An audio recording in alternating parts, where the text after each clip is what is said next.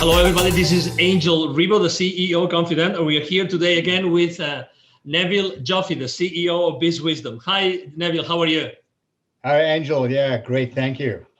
Awesome. So we're here today again to talk about another of your chapters, another of the chapters of your book, The Baker's Dozen Rules of Highly Successful Business Operators. And let me tell you, since I read your book, this chapter has especially impacted my life. And you will understand why. The title of the chapter is So What? So there's so many people that brag about so many things, not only at the business level, but also the personal level, that so what? So what does that really represent? So let's go down to business. So first of all, why do you think that knowing the business implications of someone's, of a business operator, of a C-level operator, business decisions is so important and relevant today, Neville? You know, Angel, people tend to, and this is another chapter title we'll talk about another time, people tend to look at numbers in isolation. Okay. So in today's terms, there are so many moving parts and so many things that are changing all the time that it's important for business operators, leaders, etc., and executives in companies to understand the implications of certain decisions without looking at them in isolation. They cannot afford to look in isolation. So, you know, even for example, we say, well, people have to work remotely. You might say, like, so what? How do we deal with this? How do we turn a lemon into lemonade? There's so many questions right now that people shouldn't take for granted. Exactly, and there's so many things that are actually being measured. You were talking about, measuring numbers in isolation. So, or considering numbers in isolation. So, there's lots of things that have been going on right now. Every single company in the world, we are in October 2020. Every single company in the world has to do more with less. Mm-hmm. So, if they don't start consistently to say, so what I have been doing for so many years, so what might happen that it's today so much more relevant? So I'm going to answer your question in a bit of a roundabout way. I have a philosophy that nobody washes a rented car because there's no sense of ownership. And it's very hard when people are working remotely, where you don't sense and feel the culture and draw each other's energy.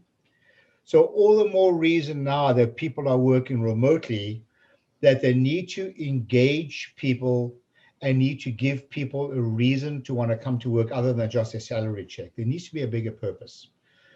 So to that end, I've been adopting a mantra of not only of late, but for a long time already, but I've sort of put into a logo, which I'll be happy to share with listeners if you want to see a copy of this. Essentially what it is this: in the middle, there's driving sustainable profits and cash flow. The word sustainable is the operative word. And around the circle of sustainable profits and cash flow, there are three arrows or three messages. The one is accountability. It's the first one. You want to hold your people accountable for their actions because people should be accountable. They have a responsibility.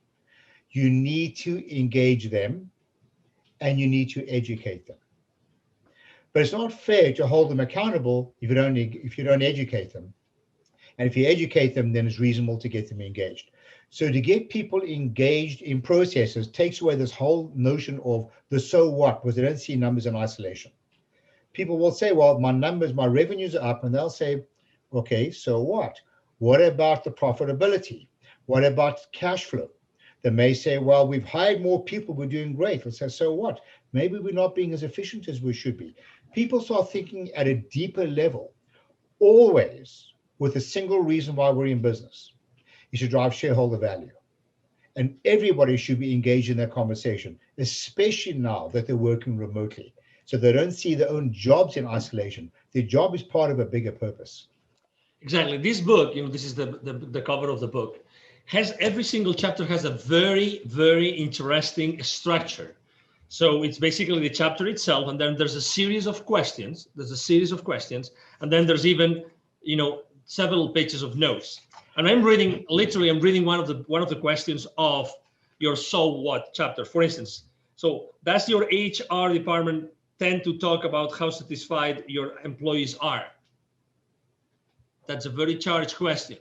do they tend to talk about this? Even now, they're working remotely. So maybe, people are happy. So what? What are the consequences of that happiness today? What is the effect of that happiness today that the company has changed so much that everybody works remotely and that resources are much more critical than before? So what, right? A lot of HR, with no disrespect to HR or training, they see things in isolation in the sense that we've done a survey and people are happy. The next thing you know, they're leaving. Staff attrition, employee attrition is very expensive. And it's a known fact that people often leave not because of financial remuneration, they leave because they're not happy.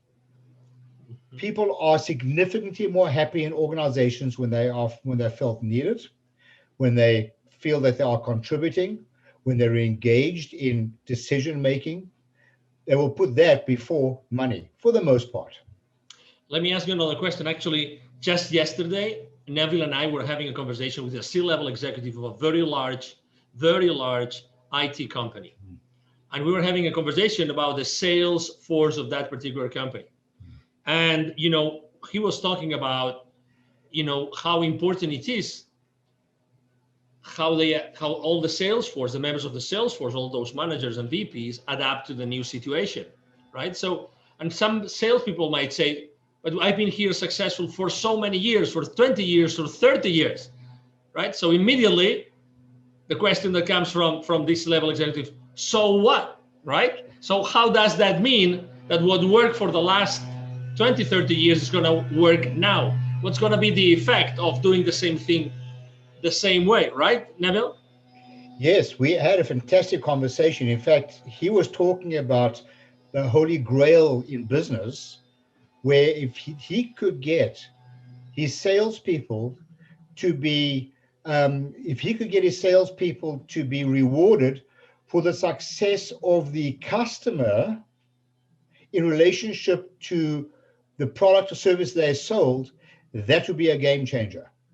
Because making a sale the first time is not without its issues. And we spoke about the moment you make a sale, you're part of your customer's problem. Why? Because you're an expense on their P&L and your revenues and yours.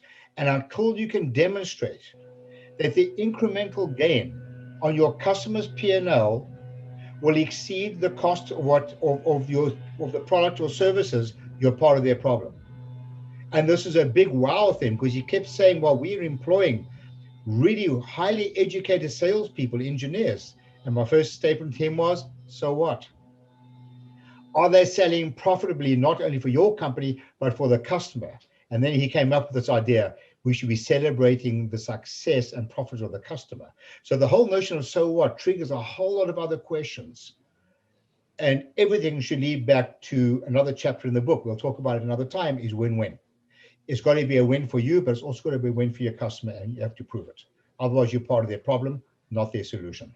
Absolutely. So, Neville, if the people that are listening to us or watching us today, if they would like to know more about that, what's the best way to connect with you?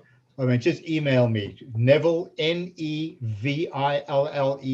at bizwisdom, bizwisdom.com.